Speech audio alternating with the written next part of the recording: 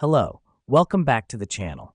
In today's tutorial, we'll be diving straight into how to incorporate feedback loops in Zoho Project. This is the full 2025 guide, so let's get started. First up, we need to create a new feedback form in Zoho Project. This will be our main tool for collecting feedback from team members and clients. Why is this step important? Because it allows us to gather insights directly from the people using our project. Now that we've done that, let's move on to the next step, setting up automatic notifications. You'll find this option under the Settings tab. By enabling this feature, the system will automatically notify you whenever a new piece of feedback is submitted. The reason we do this is to ensure that feedback is acted upon quickly and efficiently. Next up, we need to assign the feedback to the relevant team member.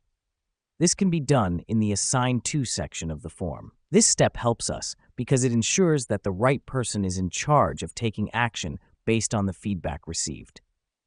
After assigning, let's move on to tracking the feedback.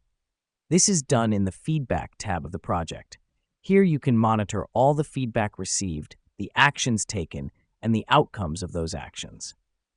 Let me explain why this matters. Tracking feedback helps us measure the effectiveness of our responses and make improvements where necessary. Lastly, we have to close the feedback loop.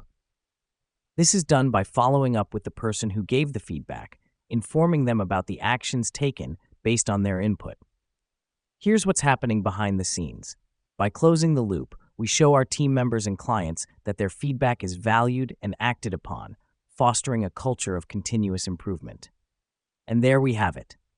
With these steps, you now know how to incorporate feedback loops in Zoho Project. Remember, feedback is a powerful tool for improvement, so make the most of it in your projects. That's all for today's tutorial. Thanks for tuning in, and see you in the next one.